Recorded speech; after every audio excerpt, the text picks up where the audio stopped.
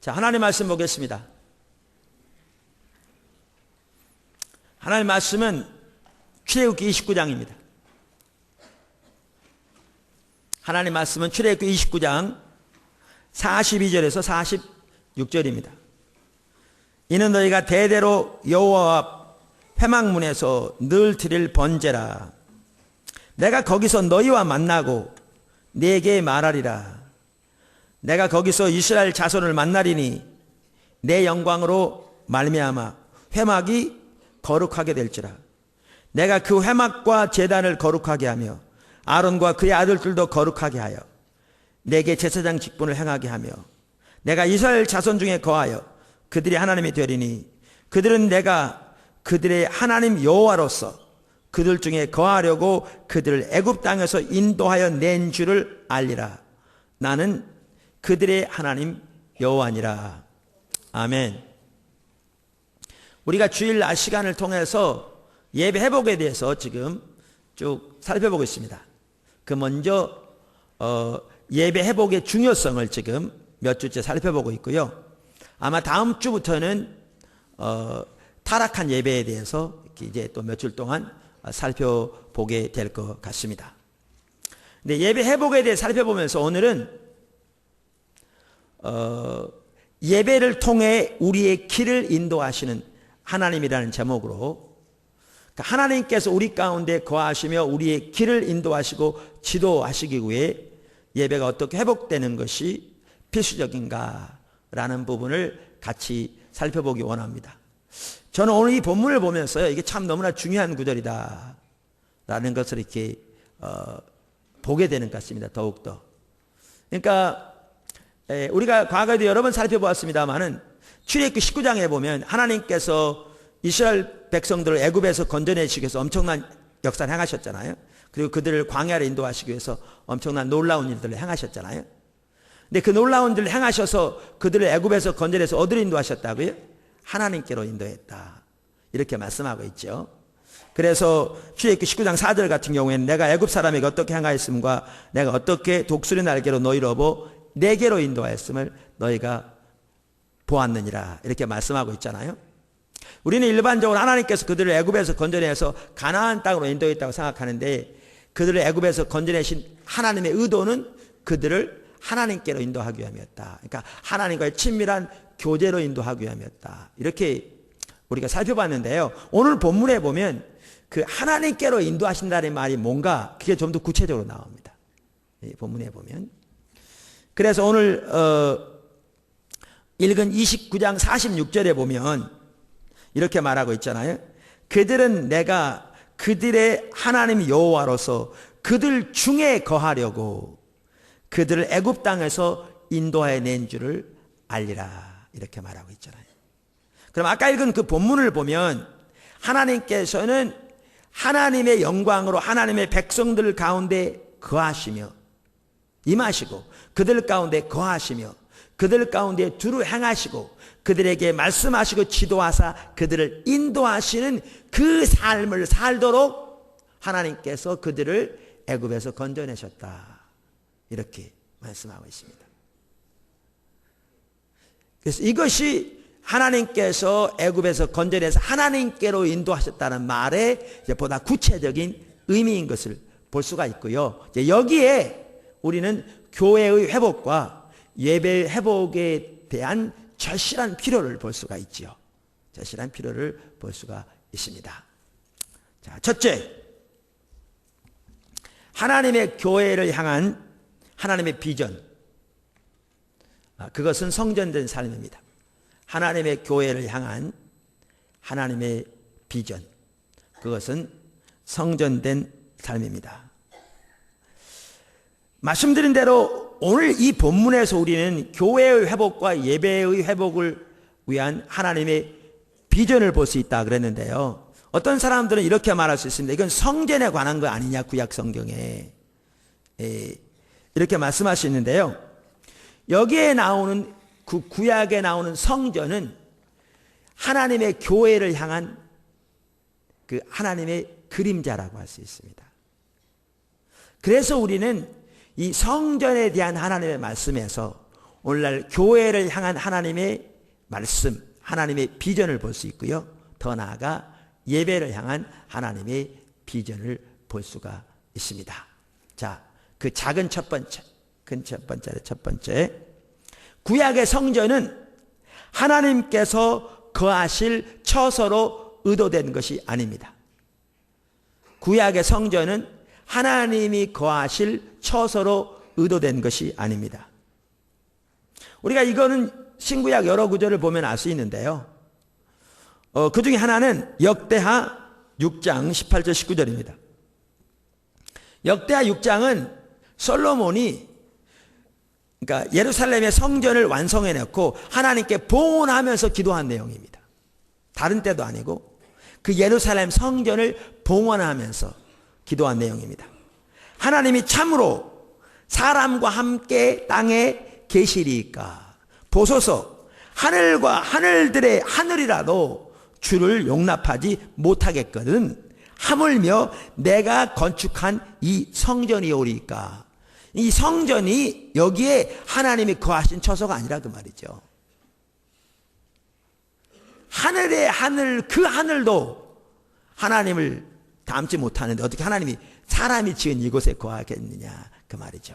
그러면서 19절에 이렇게 말하죠. 그러나 나의 하나님이여 주의 종의 기도와 간구를 돌아보시며 주의 종이 주 앞에서 부르짖는 것과 비는 기도를 들으시옵소서. 이렇게 말함으로써 이 성전은 근본적으로는 기도하는 집, 하나님 얼굴을 구하는 곳, 예배하는 곳임을 볼 수 있습니다. 물론 다름이, 근본적인 다름이 또 있습니다만은. 자, 이사야서 66장 1절 2절에서도 마찬가지입니다. 거기에는 이제 하나님께서 선지자를 통해 말씀하십니다. 여호와께서 같이 말씀하시되 하늘은 나의 보좌요 땅은 나의 발판이니 너희가 나를 위하여 무슨 집을 지으랴. 내가 안식할 처소가 어디랴. 나 여호와가 말하노라. 내 손이 이 모든 것을 지었으므로 그들이 생겼느니라. 그러니까 내가 어떻게 사람이 지은 집에 거하겠느냐.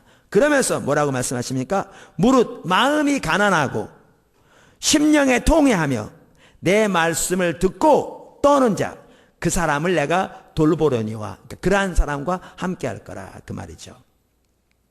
그래서 신약 성경에 보아도요, 예를 들어 마가복음 11장 17절 같은 구절들을 보아도 예수님께서 예루살렘 성전에 들어가셔서 그 당시 짐승을 파는 것들을 쫓아내시고 동전 밖으로는 테이프를 엎으시면서 하시는 말씀이 내 아버지의 집은 만민이 기도하는 집이라 이렇게 말씀하셨습니다. 기도하는 집이라. 뿐만 아니라 사도행전 7장에 보면요, 유대인들이 스데반을 핍박합니다. 그 핍박하는 주된 내용 중에 하나가 뭐냐면 너희 두목 예수가 모세의 율법을 멸시했다. 하나님의 성전을 모독했다. 너희 두목 예수가 성전을 헐면 3일 만에 세우리라고 말함으로써 하나님의 성전을 모독했다. 이렇게 말함으로써 유대인들이 대대적으로 기독교인들이 핍박할 때 스데반이 사도행전 7장에 보면 이스라엘 역사를 쫙 들어 설명하는 중에 이 성전과 관련해서 말하는 구절이 46절부터 나옵니다. 뭐라고 그러느냐? 다윗이 하나님 앞에서 은혜를 받아 야곱의 집을 위하여 하나님의 처소를 준비하게 하여 달라고 하더니 솔로몬이 그를 위하여 집을 지었느니라. 그러나 지극히 높으신 이는 손으로 지은 곳에 계시지 아니하시나니 선지자가 말한 바. 그러면서 이사야 6장 1절 인용하죠.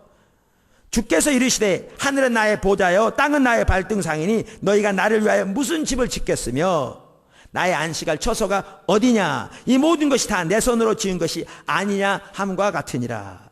목이 곱고 마음과 귀에 할례를 받지 못한 사람들아 너희도 너희 조상과 같이 항상 성령을 거스르는도다. 여기도 보시면 똑같이 구약의 성전은 하나님이 거하실 처소로 의도된 게 아닌 것을 말하고 있습니다. 여러분 제가 지난 그 이스라엘 다녀왔는데요. 근데 지금도 이스라엘 백성들은 성전을 다시 짓기를 그렇게 열망하고 있습니다. 그들은 예수를 믿지 않습니다. 그들은 예수 얘기하면 분통을 터뜨립니다. 바울 얘기하면 더 큰 분통을 터뜨리고요. 근데 여러분 이걸 기억하세요. 그들은 이사야를 참다운 선지자로 받아들입니다. 다윗을 그들 나라의 가장 위대한 왕으로 받아들이고 솔로몬을 아주 귀하게 훌륭한 왕으로 받아들입니다. 근데 성경에 보면 솔로몬이나 이사야나 그들이 가지고 있던 하나님의 관점과 예수님을 통해 말씀하시고 스데반을 통해 말씀하신 하나님의 관점이 똑같은 걸 볼 수 있습니다. 근데 그들 모두는 아직까지도 눈이 가려워서 이걸 보지 못하고 있는 거죠. 이걸 보지 못하고 있는 거죠. 성전에 대한 것만 보더라도 그렇습니다. 솔로몬과 이사야의 관점과 예수님과 스데반의 관점이 똑같습니다.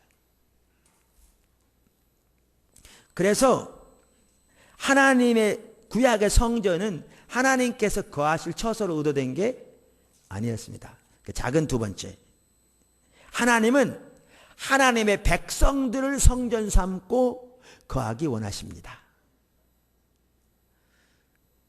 하나님은 하나님의 백성들을 성전 삼고 거하기 원하십니다. 이건 구약부터 그랬어요. 출애굽기 15장 17절, 주께서 백성을 인도하사 그들을 주의 기업의 산에 심으리이다. 여호와여, 이는 주의 처소를 삼으시려고 예비하신 것이라. 주여, 이것이 주의 손으로 세우신 성소로소이다. 그러니까 여기 보면 여기에 주의 처소를 삼으시려고 예비하셨다. 주의 손으로 세우신, 그러니까 사람의 손으로 세운 게 아니라 주님의 손으로 세우신 주님의 성소다. 보기에 아름답습니다. 그러면서 여호와께서 영원 무궁하도록 다스리시도다. 이렇게 했잖아요. 그럼 이 주의 성소가 뭐냐는 거죠. 그러니까 하나님이 친히 자기 손으로 세우신 이 하나님의 성소, 하나님이 그곳에서 영원히 다스릴 하나님의 성소가 뭘 가리키느냐. 얼뜻 보기에는, 일반적으로 생각하기에는 주의 기업의 산, 그러니까 앞으로 그 시온산에 세워질 성전을 가리키는 걸로 이해할 수 있습니다. 근데 여기에는요 이미 세우셨단 말이에요. 완료형이거든요. 뿐만 아니라 여기에 이 하나님의 성소는 하나님 백성들을 가리킵니다. 하나님 백성들.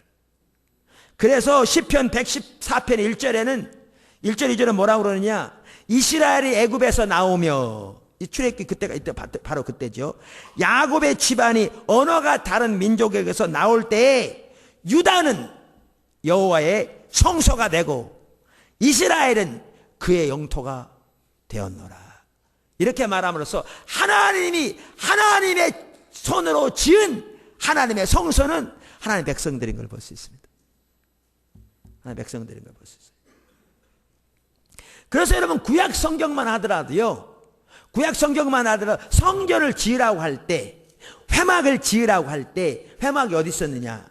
여러분 아까 오늘 본문에 보면 그 회막에 대한 약속이잖아요. 그죠?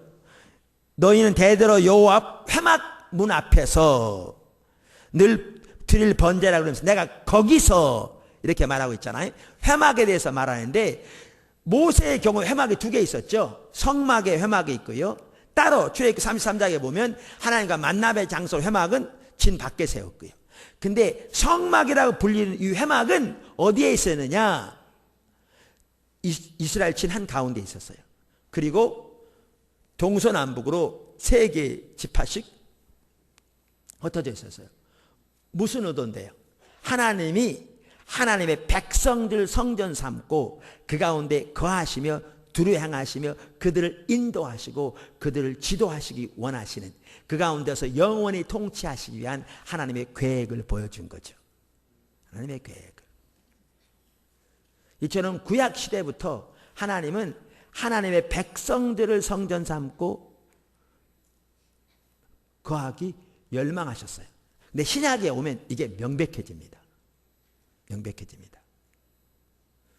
여러분 성경을 읽을 때요, 신약을 토대로 구약을 이해해야 합니다. 이건 성경 해석의 가장 중요한 법칙 중에 하나입니다. 왜 우리가 오늘날 안식일을 안 지키고 주일날 예배 드리느냐? 안식일은 금요일 해질 때부터 토요일 해질 때까지가 안식일인데 그 원칙 때문에 그렇습니다. 신약을 토대로 구약을 이해합니다. 왜냐하면 구약은 약속이고 신약은 성취이기 때문에 그렇습니다. 그래서 예수님이 오셔서 안식일에 주일이라고 말씀하셨고 예수님이 주일날 부활하셔서 처음에는 날마다 모였지만 나중에는 안식 후 첫날 주일날 모이기 시작했고 그 다음에 요한계시록 1장에 보면 그날은 이제 주의 날이라는 명칭이 붙어서 공식화될 만큼 이렇게 그래서 우리가 주일날 예배를 드리는 겁니다. 신약을 토대로 구약을 이해합니다. 그러니까 여러분 오늘날 돼지고기 먹는 겁니다. 신약에는 모든 음식은 다 정결하니 감사함으로 먹으면 된다고 하셨기 때문에 그렇습니다. 자, 그러면 여기 보시면 이 성전만 하더라도 신약 성경에 보면 하나님이 의도하신 성전은 하나님의 백성인 것을 명백하게 볼 수 있습니다. 명백하게. 신약 성경에는 하나님이 성령으로 거하시는 성전이 두 개가 있습니다. 하나는 개개인의 성도, 또 하나는 교회. 그러니까 성도들의 모임이 교회니까. 고린도전 3장, 고린도후서 3장, 6장 명백하게 나와 있습니다. 명백하게. 그래서 여기 보시면 고린도후서만 하도 이렇게 말하죠. 자, 6장 16절 한번 보실래요? 하나님의 성전과 우상이 어찌 일치가 되리요? 우리는 살아계신 하나님의 성전이라. 그러면서 이와 같이 하셨느니라. 이 말은 이제 구약 성경을 인용합니다. 구약 성경이 이렇게 말씀하신 대로 우리가 성전이 되었다 그 말이죠. 그러면서 이와 같이 하나님께서 가라사대 내가 저희 가운데 거하며 두루 행하며 나는 저희 하나님이 되고 저희는 나의 백성이 되리라 하셨느니라. 그래서 이와 같이 구약의 하나님의 성전에 대해서 예언하신 대로 성취되어서 우리가 교회가 그리고 개개인의 성전이 하나님의 성전이 되었느니라 이렇게 말씀하고 있습니다. 그렇기 때문에 여러분 아까 말씀드린 구약의 이 성전에 대한 하나님의 비전은 오늘날 그것의 완성인 교회에 대한 하나님의 비전입니다. 교회에 대한 하나님의 비전입니다. 더 나아가 성전의 최종적인 완성은 하늘나라입니다. 그래서 요한계시록 22장만 하더라도 하나님의 성전이 하나님의 백성과 함께 하심에 이렇게 말함으로써 최종적인 완성은 하늘나라에서 이루어질 것을 말하고 있고 신약성경도 우리가 이미 하나님의 성전이 되었다라고 말하는 동시에 에베소 2장 같은 경우 우리가 성전으로 여전히 지어져 가고 있다 이렇게 말하고 있습니다. 그래서 구약의 성전은 신약의 교회를 향한 그림자이며 또한 최종적인 이 모든 완성은 하늘나라에서 성취될 것입니다. 하나님의 보좌가 가장 궁극적인 성전의 실제 완성이고 실제이죠. 자, 그런데 아까 제가 읽은 그 고린도서 6장에 보면 이와 같이 하나님께서 가라사대 이렇게 말씀하셨느니라 이랬잖아요. 이게 구약 성경에 나오는 지금 말씀을 인용하는 거라고요. 그러면 성경을 보시면 알지만 거기에 보면 어느 구절을 지금 인용한 거냐. 그러면 학자들이 거기다 보면 이러이러한 구절들을 그 토대로 하고 있다. 그러면 써놨어요. 거기에 보면 레위기 26장 12절, 예레미야 32장 38절, 에스겔 37장 27절 이렇게 제가 가지고 있는 성경인 학자들이 써놨어요. 이런 구절을 지금 그 배경으로 두고 있다. 여러분들 성경도 보시면 알 거예요. 그러면 그 구절을 한번 찾아보시면요 놀라운 뜻을 볼 수 있어요. 제가 그 중에 한 두 구절만 찾아볼게요. 첫째 레위기 26장 11절 12절 내가 내 성막을 너희 중에 세우리니 내 마음이 너희를 싫어하지 아니할 것이며 나는 너희 중에 행하여 너희의 하나님이 되고 너희는 내 백성이 될 것이라. 얼뜻 보기엔 이 성막이 레위기에 보면 뭘 말하는 걸 볼 수 있어요? 앞으로 세워질 성막, 회막을 말하고 성전을 말하는 것으로 이해되죠. 근데 지금 말씀드린 뭐죠? 고린도후서에 보면 이 약속에 대한 성취로 뭐가 세워졌다고요? 교회가 세워졌다고. 그래서 이걸 보면 이 약속들이 교회를 향한 하나님의 약속인 걸 볼 수 있어요. 약속인 걸 볼 수 있어요. 에스겔 37장 26절도 그렇습니다. 26절 27절. 내가 그들과 화평의 언약을 세워서 영원한 언약이 되게 하고 또 그들을 견고하고 번영하게 하며 내 성소를 그 가운데 세워서 영원히 이르게 하리니 내 처소가 그들 가운데 있을 것이며 나는 그들의 하나님이 되고 그들은 내 백성이 되리라. 일부에서는요, 이 에스겔서를 토대로 해서 제3성전이 세워질 거라 이렇게 말합니다. 근데 제3성전이 세워질 필요가 없어요. 왜? 예수님이 십자가를 통해 이미 구속을 완성하셨기 때문에 다시 짐승의 제사가 드려질 성전이 세워질 필요가 없습니다. 그리고 신약성경에 보면 이것에 대한 뭐죠? 성취가 뭐라고요? 교회가 성전이 된 것이 성취라고 말하고 있습니다. 자, 그럼 이렇습니다. 오늘 읽은, 아까 읽은 그 본문 말씀에 나오는 하나님의 그 회막에 대한 혹은 회막에 대한 성막에 대한 하나님의 비전은요, 오늘날 교회에 대한 비전입니다. 무슨 말인지 아세요?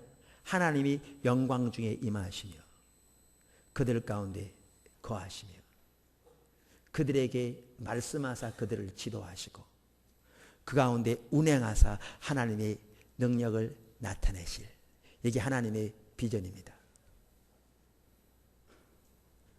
그러면 그 하나님의 비전과 오늘날 교회 그리고 오늘날 우리들의 모습을 살펴봐야 합니다.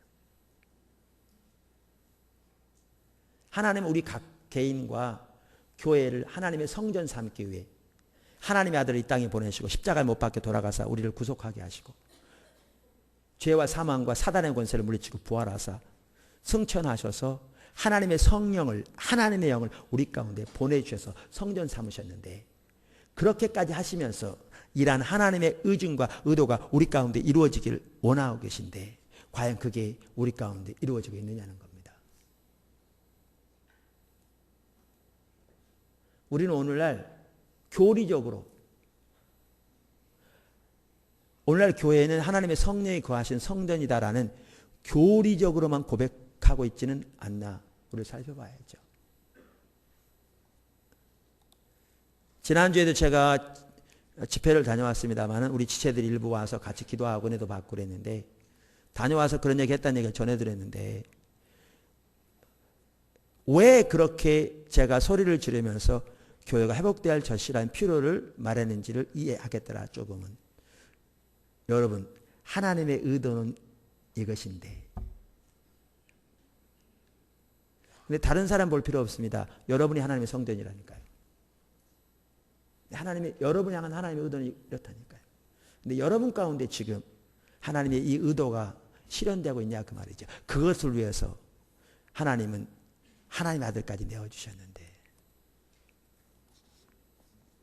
그게 되지 않는다면 우리는 진짜 자신의 모습을 하나님의 관점에서 비춰보고 절박하게 하나님의 은혜를 구하고 하나님께로 돌이키고 하나님의 도움을 구하는 그러한 자리에 서야 될 줄로 믿습니다. 큰 두 번째, 오늘 본문은 예배를 향한 하나님의 비전도 담고 있습니다.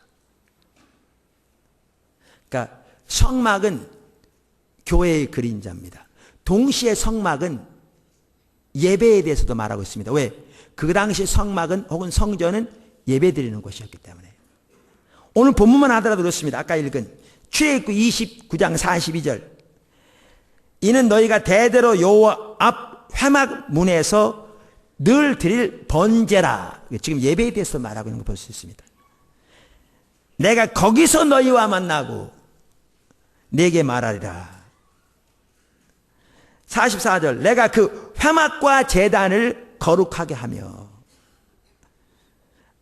그래서 여기에 보시면 오늘 이 본문이 하나님의 성전인 교회에 대한 하나님의 비전을 담고 있을 뿐만 아니라 하나님의 백성의 예배에 대한 하나님의 비전을 담고 있습니다. 그렇다면요, 우리는 여기에서 그러니까 이 구절만 하더라도 몇 가지를 볼 수 있습니다. 하나님은 하나님의 백성들 가운데 영광으로 임하시기 원하십니다. 그래서 어떻게 할 거라고요? 회막이 거룩해지게 될 거라고요. 여러분, 우리가 거룩하게 되는 것은 우리 노력으로 안 됩니다. 우리 노력으로 거룩하게 되려고 노력하면 바리새인 됩니다. 다른 사람보다 좀 외부적인 것을 잘하면 자기는 더 영적인 우월감에 빠져서 교만한. 그러나 그런 사람들은 그 중심은 절대 안 바뀝니다. 그 속에 있는 탐심, 그 우상숭배하고 세상 사람, 그 영적인 간음이고 시기, 질투, 미움, 다툼 절대 다뤄지지 않습니다. 교만, 우월한 마음, 목이 곧은 것, 높아진 생각도 안 다뤄집니다. 누구보다 철저하게 타락되어 있는 거죠. 거룩함은 주님의 십자가로만 거룩해집니다. 뿐만 아니라 하나님이 영광으로 임하셔서 우리 가운데 통치하실 때에만 우리는 거룩합니다. 근데 하나님은 하나님의 백성들의 예배 가운데 영광으로 임하시기를 열망하고 계시고, 그래서 그들을 거룩하게 하시기를 열망하고 계십니다. 뿐만 아니라 여기에 보시면 하나님은 하나님의 백성들의 예배 가운데 거하기 원하고 계시고요. 하나님은 하나님의 백성들의 예배 가운데서 운행하기 원하시고요. 그 다음에 하나님은 하나님의 백성들의 예배를 통해서 그들을 만나주시고 그들에게 말씀하셔서 그들을 지도하시기 원하고 계십니다. 하나님이 우리의 예배를 향한 하나님의 비전을 볼 수 있습니다. 이 하나하나의 부분들은 우리가 앞에서 살펴본 부분들이기도 하고요. 또 앞으로도 살펴볼 부분이기도 하지만 좀 간단히 살펴보죠. 왜 이걸 살펴보느냐고요? 하나님의 비전과 우리의 현실을 볼 수 있기 위해서요. 이게 예배를 향한 하나님의 비전이고 목표인데, 그러면 우리의 예배는 어떤가? 포도나무 교회 예배는. 더 나아가 여러분 다른 사람 놔두고요, 내 예배는 어떤가를 보기 위한 겁니다. 여러분 자신의 예배는. 과연 여러분의 예배는 하나님의 의도하신 예배가 드려지고 있는가? 여러분 교회 예배 내려놓으십시오. 여러분 한 사람 한 사람의 예배가 회복되면 교회 예배는 회복됩니다. 포도나무 교회는 성도들의 모임이 포도나무 교회이기 때문에 여러분 한 사람 한 사람의 예배가 회복되면 교회 예배는 회복됩니다. 아무리 예배 회복 추구해봐야 여러분 한 사람 한 사람의 예배가 안 회복되면 그건 말짱 도루묵입니다. 그래서 우리가 이 부분을 살펴보는 이유는 이 하나님의 기준에 비추어진 여러분의 예배는 어떤가를 보기 위한 겁니다. 자신의 현실을 발견하고 자신이 하나님의 그런 관점에서 어느 자리에 있는가를 보기 위함입니다. 그리고 어디로 나가야 될 것을 보기 위함입니다. 아멘. 자, 그러면 작은 첫 번째, 하나님은 예배 가운데 영광으로 임하십니다. 오늘 본문에 보면 하나님 백성의 예배에 대해서 말하면서 내가 너희를 만나리니 내 영광으로 말미암아 회막이 거룩하게 되고 회막과 제단을 거룩하게 하실 거고 그 아론과 그의 아들들도 거룩하게 하실 것이라고 말씀하셨습니다. 예배는 하나님이 영광으로 임하시기를 기뻐하신 것입니다. 여러분 레위기 9장에도 이걸 볼 수 있는데요. 속죄제와 화목제를 위한 제물들을 가져오게 한 뒤에 성경이 이렇게 말합니다. 그들이 모세가 명령한 모든 것을 회막 앞으로 가져오고 온 회중이 나와 여호와 앞에 선지라. 모세가 이르되 이는 여호와께서 너희에게 하라고 명령하신 것이니 여호와의 영광이 너희에게 나타나리라. 똑같은 장 23절. 모세와 아론이 회막에 들어갔다가 나와서 백성에게 축복하며 여호와의 영광이 온 백성에게 나타나며 불이 여호와 앞에서 나와 제단 위에 번제물과 기름을 사른지라. 온 백성이 이를 보고 소리를 지르며 엎드려졌더라. 보십시오. 예배 가운데 하나님의 영광으로 임하셨습니다. 솔로몬이 성전을 완성해내고 하나님 앞에 봉헌할 때도 마찬가지입니다. 하나님께 예배를 드릴 때 하나님의 영광으로 임하셨습니다. 역대하 5장 13절 14절. 나팔 부는 자와 노래하는 자들이 일제히 소리를 내어 여호와를 찬송하며 감사하는데 나팔 불고 재금치고 모든 악기를 울리며 소리를 높여 여호와를 찬송하여 이르되 선하시도다. 그의 자비하심이 영원히 있도다며 그때에 여호와의 전에 구름이 가득한지라. 영광을 말합니다. 제사장들이 그 구름으로 말미암아 능히 서서 섬기지 못하였으니 이는 여호와의 영광이 하나님의 전에 가득함이었더라. 그럼 이 하나만 하더라도 그렇습니다. 우리의 예배는 과연 하나님의 영광 중에 우리 가운데 임하시는 예배인가? 여러분의 예배는 그러한 예배인가? 살펴봐야겠죠. 우리는 주일 내서 그저 시간 맞춰서 왔다가 졸다가 왜 이렇게 예배가 빨리 안 끝나나? 1시간이면 칼같이 끝나야지. 그렇게 습관적으로 왔다 가는 예배는 아닌가 살펴봐야 합니다. 그 마당만 파는 예배입니다. 뭐 때문에 온 건데요? 종교적인 의무하러요? 그게 무슨 의미가 있는데 하나님 앞에서?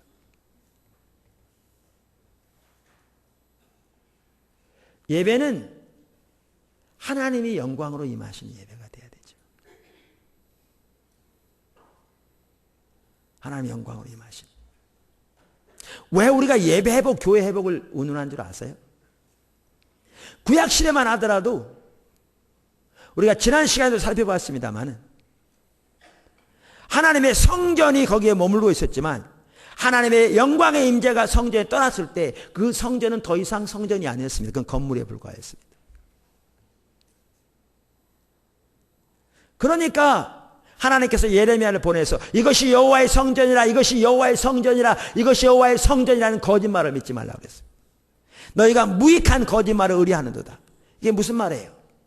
하나님의 백성들이 하나님을 떠난 결과 하나님의 영광의 임재는 하나님을 백성을 떠나서 심판의 코앞에까지 닥쳐 있는데도 그들은 교리적인 것만 붙잡고 그저 하나님의 성전에 오늘도 예배를 드리니 하나님 우리를 지켜줄 거라고 그러나 아니란 가운데 자신들의 삶은 철저히 하나님을 떠나 있는데도 그 사실을, 그래서 하나님이 자기들의 영광을 거두셨는데도 그 사실도 깨닫지 못하는, 그러니까 그 모든 것이 의미가 없다고 말하죠.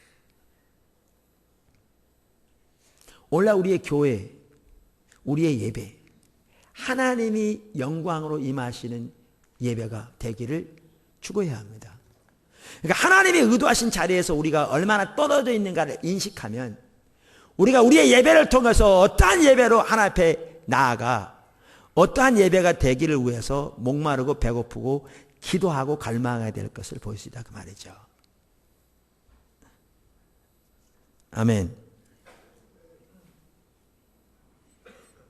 사실 하나님의 영광으로 임하시는 것은 부흥과 깊은 관련이 있습니다. 왜냐하면 부흥이 하나님의 영광으로 임하시는 거거든요. 그래서 부흥을 위해서도 우리는 교회의 회복과 예배의 회복이 얼마나 절실하게 필요한 것인가를 알 수 있습니다. 왜냐하면 예배가 회복돼야, 교회가 회복돼야 하나님이 영광으로 임하실 수 있기 때문에 그렇습니다. 작은 두 번째, 하나님은 하나님의 백성의 예배 가운데 거하십니다. 이 부분은 지난주에도 살펴보았습니다.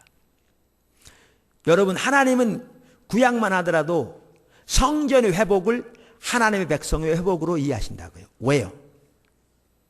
그러니까 이스라엘 백성들이 바벨론 포로에서 돌아온 지 20년이 되었어도 성전이 회복되지 않으니까 아직도 회복되지 않는 것으로, 하나님의 은혜가 거쳐 있는 것으로 성경을 이해하고 있다고요. 왜 그렇게 말하는가? 성전이 회복되어야 하나님의 임재가 백성들 가운데 회복되고, 하나님의 백성들 가운데 하나님의 임재가 회복되어야 하나님의 생명이 그들 가운데 넘쳐서 그들이 진정으로 회복될 수 있기 때문에 그렇습니다. 그러니까 여러분, 다니엘서 9장만 하더라도요, 다니엘이 간절히 기도하는데 기도의 내용의 핵심이 뭔 줄 아십니까? 하나님의 백성들 가운데 하나님의 영광의 임재를 회복시켜달라고 그렇게 기도합니다. 제가 17절부터 읽어보겠습니다. 그러하온즉 우리 하나님이여 지금 주의 종의 기도와 간구를 들으시고 주를 위하여 주의 얼굴빛을 주의 황폐한 성소에 비추시옵소서. 주의 얼굴빛을, 주의 임재를, 주님 자신을 그들에게 계시하시고 주의 임재로 그 가운데 회복되시옵소서. 오시옵소서 그 말이죠. 나의 하나님이여 귀를 기울여 들으시며 눈을 떠서 우리의 황폐한 상황과 주의 이름으로 일컫는 성을 보옵소서. 우리가 주 앞에 간구하옵는 것은 우리의 공의를 의지하는 것이 아니요 주의 큰 긍휼을 의지하여 함이니이다. 주여 들으소서. 주여 용서하소서. 주여 귀를 기울이시고 행하소서. 지체하지 마옵소서. 나의 하나님이여 주 자신을 위하여 하시옵소서. 이는 주의 성과 주의 백성이 주의 이름으로 일컫는 바 됨이니이다. 보세요. 이스라엘 백성들 폐역 가운데 있을 때입니다. 구하는 내용이 뭡니까? 자기의 의를 의지해서도 구하는 것이 아니라 하나님의 의를 의지해서 구한다고. 하나님 자신을 위해서 행해달라고 그랬잖아요. 이 말이 무슨 말이에요? 하나님의 백성들이 하나님의 심판 가운데 폐역 가운데 있으니까 세상에 조롱거리와 멸시거리가 되잖아요. 그러니까 그들이 하나님의 백성인데 그들로 인해서 하나님의 이름이 온 땅에서 조롱과 멸시를 당하는, 신앙이 타락하면 항상 그렇게 되거든요. 그러니까 하나님 자신을 위하여 하나님의 이름의 영광을 위해서 회복시켜달라고 말하면서 핵심 내용이 뭐세요? 하나님의 얼굴빛을 주의 황폐한 성소에 비추시옵소서. 주의 영광의 임재로 오시옵소서. 왜? 오셔야 이들이 회복되니까요. 오셔야 그 가운데 하나님의 생명이 흐를 수 있으니까요. 여러분 시편 80편을 보아도 똑같은 내용이 나옵니다. 요셉을 양떼같이 인도하시는 이스라엘의 목자여 귀를 기울이소서. 그룹 사이에 좌정하시니여 빛을 비추소서. 에브람과 베냐민과 므낫세 앞에서 주의 능력을 나타내사 우리를 구원하러 오소서. 하나님이여 우리를 돌이키시고 주의 얼굴빛을 비추사 우리가 구원을 얻게 하소서.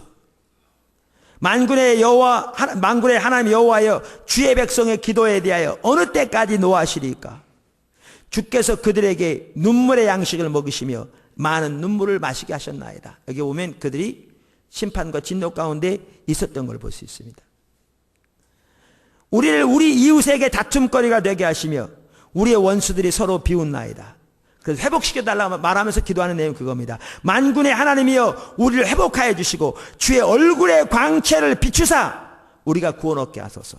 19절에도 마찬가지입니다. 만군의 여호와 하나님 여호와여 우리를 돌이켜 주시고 주의 얼굴의 광채를 우리에게 비추소서.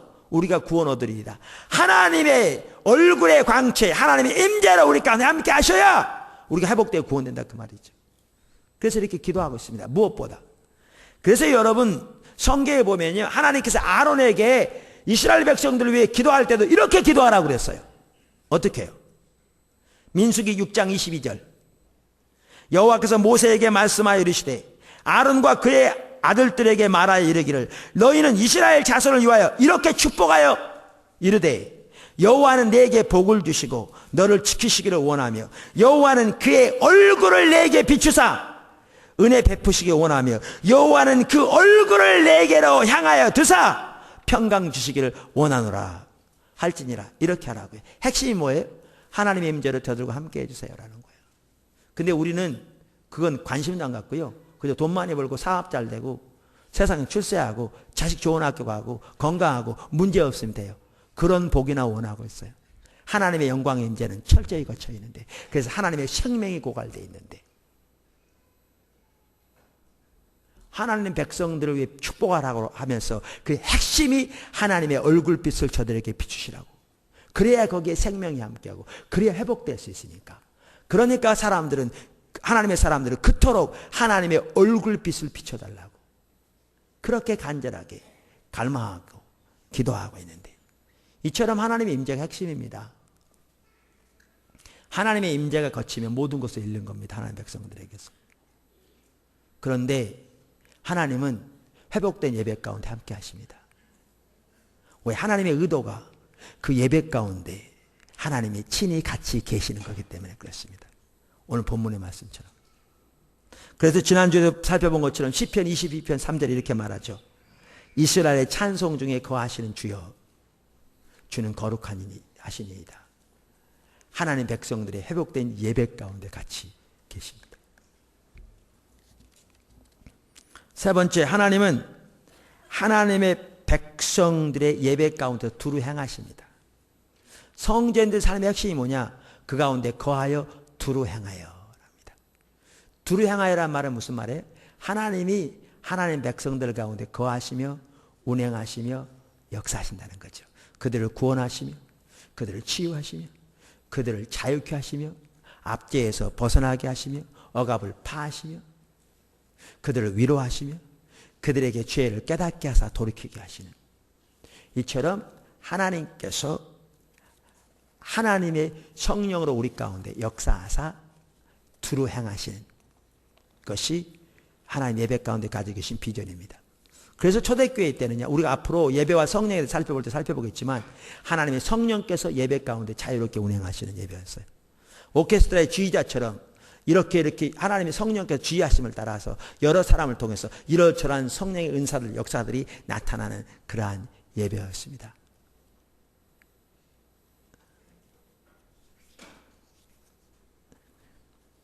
그래서 우리가 하나님 앞에 나올 때 하나님을 만나러 나와야 합니다.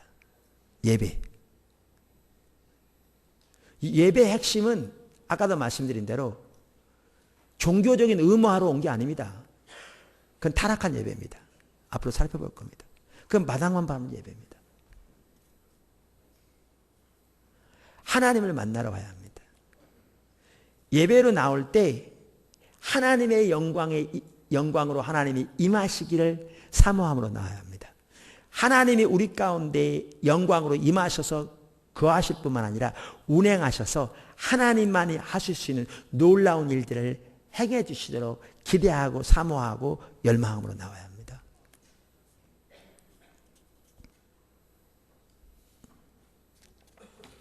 끝으로 여기 작은 네 번째, 하나님은 하나님의 예배를 통해 하나님의 백성들을 지도하십니다. 오늘 본문 보세요. 내가 거기서 너희와 만나고 네게 말하리라. 하나님이 우리에게 우리들을 만나주시고 우리들에게 말씀하시고 우리를 지도하시겠다, 그 말입니다. 사실 예배 회복에 있어서 중요한 한 부분이 찬양과 경배입니다. 그러니까 그냥 찬양 경배를 드리면 되는 게 아니라 하나님의 가치관을 가지고, 성경적인 가치관을 가지고, 그리고 중보기도, 다윗 장막의 중보기도 또한 예배에, 회복된 예배의 한 중요한 부분입니다. 그래서 이렇게 나아갈 때 하나님께서 하시는 중요한 일 중에 하나가 뭐냐? 거기에서 우리를 만나주시고 우리에게 말씀하셔서 우리의 길을 지도하신다는 겁니다. 지금까지만 하더라도 우리는 수없이 많은 예를 가지고 있죠. 그에 대한. 사무엘교회 선교회가 태동하게 된 것도 그렇습니다. 하루는 중보기도 시간에 이렇게 하나님 앞에 기도하는데 하나님 성령께서 그렇게 감동하신 것 같더라고요. 그 전까지는 기도하는 내용이 뭐였느냐? 하나님, 이 나라를 비껴가지 말아주세요. 말세지 말에 전 세계에 걸치는 하나님의 부흥이 예언되어 있는데 하나님께서 부흥으로 임하실 때 우리나라를 비껴가지 말아주세요. 하나님, 우리나라의 산간 도서벽지리까지 모든 지역의 모든 교회들 가운데 하나님의 부흥을 보내주세요. 그게 집중적으로 기도한 내용이었죠. 근데 하루 하나님께서 성령을 통해 그렇게 감동하신 것 같더라고요. 중보기도 시간에 내가 이 나라에 하나님의 부흥을 담을 수 있는 전처적인 역사를 이미 시작하였으니 너는 기도만 하지 말고 찾아 나서라. 그래서 몇 주 동안 이렇게 저렇게 여기저기 알아보기도 하고 찾아보기도 하고, 근데 어떻게 가는지 모르죠. 그러던 중에 하루는 국민일보 이렇게 쭉 뒤져보는데 어떤 신문 집회 광고를 보는 순간에 갑자기 성령께서 바로 여기니까 거기 가라. 그래서 그 집에 갔을 때, 그전엔 제가 한국에 있는 그런 집회는 한 번도 가본 적이 없습니다. 근데 하나님께서 부흥에 대한 놀라운 일들을 말씀하신 것 같더라고요. 그리고 그게 계기가 돼서 그 집회를 개최했던 그 단체에 더 적극적으로 참여하기 원하셨고, 그게 계기가 돼서 성도 몇 명 안 될 때 그 단체의 그 수도권 정기 집회가 시작되게 된 겁니다. 성도 몇 명 되지도 않을 때. 근데 시작되자마자 얼마 안 돼서 그 리더가 우리 모임을 그 단체 이름으로 하지 말라고 그런 겁니다. 그래서 제가 아니 시작되었다가 성도 몇 명도 안 되는데 하지 말라고 그래서 당황해서 그럼 몇 달만 좀 시간을 더 주시면 안 되냐고 그랬더니 새벽기도 마쳤는데 하나님이 그대로 하라고. 그래서 곧바로 제가 전화해서 그렇게 하겠다고 그랬습니다. 그러니까 모임만 딱 시작되고 모든 건 딱 똥 떨어지게 된 겁니다. 그때는 찬양 경배 인도하는 사람도 없어가지고요. 제가 예배 인도하려고 서면 시작할 때면 반주자 빼고 2사람 와 있었습니다. 처음 시작할 때. 화요 모임. 이제 찬양 드리다 보면 나중에 오기도 했지만 처음 시작할 때는. 그런 상황이었는데 하나님께서 시작하게 하시고 그때부터 인도가 가기 시작했습니다. 그분이 주도권을 잡고 가기 시작했습니다. 오늘까지. 뿐만 아니라 그로부터 약 1년 후에 우리가 모여서 같이 그래서 그 집회에 제가 가서 그게 계기가 돼서 이글스 목사님도 만나게 되었고요. 김정길 목사님도 만나게 되었습니다. 거기서. 그러면서 나중에 1년 중후에 이길스 목사님과 저 또 몇 분이서 같이 연합으로 교회에서 분당했을 때 3층에 집회하는데 둘째 날인가 셋째 날 말씀을 전하고 기도 사역 시간인데 성령께서 강력하게 임하시더라고요. 서 있지 못할 만큼. 나중에 들으니까 이 목사님도 나가 떨어져서 비슷한 하나님 감동이셨다고. 제가 도저히 설 수 없을 만큼 강하게 임하셔서 무릎 꿇고 땅바닥에 엎드렸습니다. 그랬더니 하나님 성령께서 그러신 것 같더라고요. 우리나라의 첫 번째 유업을 주셨다고. 그러니까 짧은 기간 동안에 100년이라는 짧은 기간 동안에 기독교가 이렇게 세워진 것은 세계 유례가 드물죠. 그동안 어떤 교회 성장, 놀라운 하나님의 역사들 유례가 드물죠. 또 한 세대 만에 가난해서 부자가 된 나라는 우리나라밖에 없답니다. 경제적으로. 그렇게. 근데 그 시대가 IMF 시대였는데요. 하나님이 성령으로 뭐라고 그러시냐면 너희가 그 유업을 탕자처럼 자기 욕심을 탕진해버렸다. 탕자가 아버지한테 유업을 받아다 자기 정욕대로 써버린 것처럼. 국가만 하더라도 서로 일이 되기 위해서 경쟁하면서 중복 투자해서 IMF를 닥쳤고 아파트 단지 가면 새로운 가구를 다 외제 가구 서로 경쟁하듯 해서 새 것들 다 갖다 버리고 미국에서 10년 공부하고 돌아온 아는 목사님이 보면서 정신 나간 사람들 같다고 말할 만큼. 그래서 그때 IMF 처해 있었고 교회는 마이너스 성장으로 돌아섰고 교회들도 그전에 서로 외부적인 유형을 자랑하기 위해서 이렇게 저렇게 외부적인 기도원 사고 뭐 사고 싸는데 바쁜. 그래서 하나님의 임재는 거치고 마이너스 성장되어지고 하나님의 그 모든 역사들은 거의 그친 그러한 시대였죠. 그럼 하나님 성령께서 뭐라고 감동하시냐면 우리나라에 두 번째 유업을 주시겠다고 그러시더라고요. 그러면서 경제적 회복도 말씀하실 것 같았고요. 그 징표로 새물교 선교회를 세우셨다고 그러셨어요. 그래서 그날이 새물교 선교회 창립기념일입니다. 근데 징표란 말은 하나님의 유업은 다시 주어지되 십자가 복음과 성령의 사역의 토대 위에 주어질 것이거든요. 그 말씀이죠. 그러면 사업만 하더라도 철저히 하나님의 주권적인 통치하려 향하고 하나님의 기준을 따라 향하라. 그들에게 하나님께서 복을 주실 거라고 말씀하셨어요. 그들에게.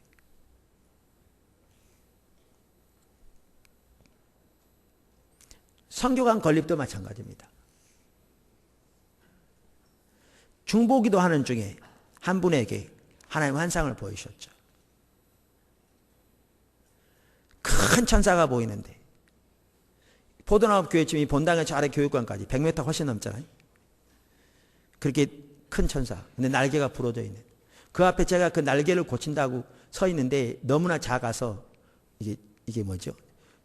거의 이렇게 영향을 못 미치는. 그러면서 그 천사 날개에 부러진 걸 보시고 주님이 너무나 마음이 아파서 피눈물 흘리고 서 계시는. 그 환상이 너무나 이렇게 또렷해서 막 가슴이 벌벌 뛰어서 어떻게 하지 못하는. 그러면서 저한테까지 얘기할 동안에도 가슴이 뛰어서 견디지 못하는 근데 제가 딱 그 얘기를 듣는 순간에 무슨 말인지 알겠더라고요. 요한계시록 1장에 보면 천사는 교회 리더십을 가리키죠. 오늘날 교회 리더십이 날개에 부러진 것처럼 그런 상태에 있죠. 그 필요는 너무너무 큰, 그런데 우리가 그것을 치유한다고 하는 우리 그것은 너무 작은 필요에 비해서. 그래서 지금 현재만 하더라도 지난주에도 광고 드린 것처럼 일본의 교회 중보기도 팀장이 와서 열흘 있다 갔는데 담임 목사님을 비롯해서 지체들이 어떻게 짧은 기간 동안에 사람이 이렇게 바뀔 수 있는지 놀랬다고 전화를 하기도 하고, 똑같은 일이 카나다에 지난번에 사모님 왔다 가셨을 때 제가 가서 직접 들었습니다만 모든 지체들이 담임 목사님 포함해서 어떻게 짧은 기간 동안에 사람이 이렇게 바뀔 수 있나 해서 놀랐다고 그러시고, 영국에 있는 선교사님 안에 사모님만 하더라도 우리 여기 있으면서 가족 중에 9명이 구원받고 그 동생이 놀랍게 치유되고 본인이 얼마나 회복되었든지 천국에 있다 왔다고 할 만큼 그렇게 바뀌고, 제가 지금 외국 나라들만 모였는데요. 국내적으로도. 근데 이렇게 하나님이 함께하고 계시지만 그거는 큰 필요에 비하면 너무나 작은. 그래서 하나님의 선교관을 말씀하셔서 우리 따라가고 있습니다. 작년 열만만 하더라도 중보기도에 나온 하나의 감동이 계기가 되어서 하나님의 뜻을 분별하는 가운데 연말에 집회를 갖게 되고, 하나님 우리를 새롭게 하시면서 2010년 동안 어디로 나갈지, 무엇을 추구할지, 우리가 어느 자리에 서야 할지를 보이시고, 우리가 그렇게 나아갈 때 하나님께서 우리를 통해서 어떠한 일을 하실 건지를 나타내신 거죠. 이 하나하나요, 예배를 통해서 우리에게 말씀하신 하나님의 역사로 되어진 겁니다. 되어진 겁니다. 그러면서 제가 이렇게 더 보여진 게, 사목교 선교연합하는 교회들 말할 것도 없고 모든 교회들 가운데 당연히 교회가 회복되어지고 신앙이 회복되어지고 그러면서 예배가 회복되어지되 동시에 중보기도가 세워져야 되겠더라고요. 그래야 뭐가 되냐, 하나님이 실질적으로 교회를 인도하시는 일이 되어집니다. 실질적으로. 대만만 하더라도 그래요. 하나님께서 한 2년 전인가 전국 컨퍼런스 주제가 중보기도였잖아요. 그때 중보기도의 기름 부음이 그 집회 참석하는 여러 곳으로 이렇게 옮겨질 거라고 했었어요. 근데 대만만 하더라도 그때 선교사님 부부 참석하셔서 하나님 귀한 은혜를 주셨고, 돌아가자마자 그곳에 하나님이 임재를 임하시는데요. 중보기도 가운데 부흥이 곧 올 걸로 생각할 만큼, 그래서 부랴부랴 시간을 조정해서 이기수 목사님 가신 거잖아요. 전 시간이 안 돼서. 그러면서 그때부터 다이스 장막 중보기도를 해가면서 하나님의 그 굿뉴스 센터만 하더라도 성령께서 인도하셔서 구체적으로 말씀하신 겁니다. 거기서 지금 전도가 이루어지고 있고요. 거기에서 지금 현재는 날마다 다이스 장막이 이루어지고 있고요. 이제 거기는 대만은 화요 정기 모임까지 시작됐습니다. 하나님이 구체적으로 인도해 가시는. 근데 이렇습니다. 제가 아까 내 예배를 살펴보라고 그랬잖아요. 내 예배를. 여러분, 예수님 당시에 살았던 사람들이요, 그 사람 중에 많은 사람이 있을 겁니다. 여기 성경에 나오면 나사로 얘기 나올 때, 그 나사로 그 사람 우리 동네 사람이었는데, 우리 옆집에 살았어 그 사람. 여기 나온 얘기들이요, 그들 앞집에서 행해졌었고, 그들 동네에서 행해졌었고, 그들 삭개오 그 사람 내 친구인데, 친구 가운데 행해졌을 만큼 그 당시에 하나님이 그 놀라우게 역사하고 계셨는데요, 그런 사람들 수많은 사람 가운데서도 하나님의 역사에 전혀 동참하지 못한 사람들 많습니다. 여러분이 포도나무 교회에만 속해 있다고 여러분의 예배가 저절로 회복되는 거 아니고, 예배를 통해서 하나님이 여러분을 만나주신 거 아니고, 여러분의 예배를 통해서 하나님의 영광의 임재를 경험하는 거 아니고, 여러분의 예배 가운데 하나님의 역사를 경험하는 게 아닙니다. 그래서 제가 뭐라고 말씀드리냐면, 여러분 자신의 예배를 살펴보라는 겁니다. 하나님이 의도하신 예배와 여러분 자신의 예배를 살펴보라는 거예요. 자신의 예배를. 교회의 회복 내려놓으세요. 포도나무 교회 예배 회복 내려놓으십시오. 여러분 자신의 예배를 오늘 말씀에 나오는 하나님의 예배에 대한 비전과 비전에 비추어 살펴보라 그 말입니다. 예배요? 하나님이 영광으로 임하시길 원하십니다. 예배요? 하나님이 그 가운데 거하시기 원하십니다. 예배요? 하나님이 그 가운데서 두루 행하기 원하시고요. 예배요? 하나님이 하나님 백성들을 만나주시고 그들에게 말씀하시면서 그들을 지도하기 원하십니다. 여러분의 예배는 그러한 예배 가운데 있냐 그 말이에요.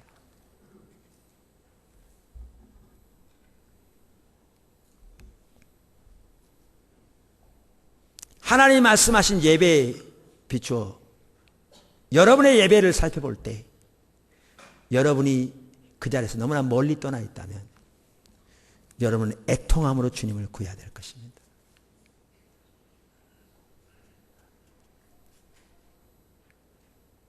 그 하나님이 의도하신 자리에 섰을 때까지 하나님의 은혜와 자비를 구하고 주님의 긍휼을 구하고 시편 80편의 기자처럼 다니엘처럼 그렇게 하나님의 은혜를 구하며 하나님의 도움을 구하고 하나님의 긍휼을 구하여 주 앞에 서게 될 때 우리의 예배는 더 회복되어지고 우리 가운데 주님의 예배를 통한 주님의 은혜는 역사는 더욱더 나타나게 될 줄로 믿습니다. 끝으로 세 번째 이 모든 것들을 위해 예배 회복이 필수입니다. 성전만 하더라도요. 그래서 성경에 보면 하나님이 말씀하신 식양대로 지으라고 강조되어 있습니다. 여러분 우리 신앙은 철저하게 하나님의 다림줄에 합한 사람입니다. 하나님의 기준에 합한 사람입니다. 성전은 교회를 가르치죠. 그러니까 교회가 하나님의 기준대로 세워져야 합니다. 교회 회복. 그 다음에 예배가 하나님의 기준대로 세워져야 합니다. 그때 하나님의 영광의 임재를 임할 수 있을 겁니다. 그래서 대표적으로 한 구절만 보더라도 출애굽기 40장에 보면 17절부터 성막을 세우는 것에 대해서 말하면서 이렇게 말합니다. 19절에 보면요. 그러니까 성막 위에 막을 펴고 그 위에 덮개를 덮으니 여호와께서 모세에게 명하신 대로 되니라. 그러면 쭉 하나하나 나옵니다. 어떻게 했다. 그래서 20절에 여호와께서 모세에게 명하신 대로 되니라. 23절 여호와께서 모세에게 명하신 대로 되니라. 25절 여호와께서 모세에게 명하신 대로 되니라. 29절 여호와께서 모세에게 명하신 대로 되니라. 32절 여호와께서 모세에게 명하신 대로 되니라. 보십시오. 모든 예배가 모든 우리의 교회 요소가 하나님의 기준을 따라 세워져야 될 것을 말합니다. 예배 회복, 교회 회복의 필수적이죠. 이렇게 됐더니 33절에 어떤 일이 있었는가? 성막이 완성됨에 구름이 회막에 덮이고 여호와의 영광이 성막에 충만하며 모세가 회막에 들어갈 수 없었으니 이는 구름이 회막에 덮이고 여호와의 영광이 성막에 충만함이었으며 구름이 성막 위에서 떠오를 때에는 이스라엘 자손이 그 모든 행진하는 길에 앞으로 나아갔고 구름이 떠오르지 아니할 때에는 떠오르는 날까지 나아가지 아니하였으며 낮에는 여호와의 구름이 성막 위에 있고 밤에는 불이 그 구름 가운데 있음을 이스라엘 온 족속이 그 모든 행진하는 길에서 그들의 눈으로 보았더라. 보십시오. 이렇게 회복되어지니까 하나님의 영광이 임하시고 이제 불기둥과 구름기둥 가운데 거하시며 그들 가운데 두루 행하시며 그들을 앞에서 인도하사 지도해 가시는 그러한 하나님의 역사들을 나타내었던 걸 볼 수 있습니다. 이 삶이 하나님이 이스라엘 백성들을 애굽에서 건져내신 목적이라고요. 이 삶이. 이게 하나님이 교회를 세우신 목적이라고요. 이게 우리의 예배에 대한 하나님의 비전이라고요.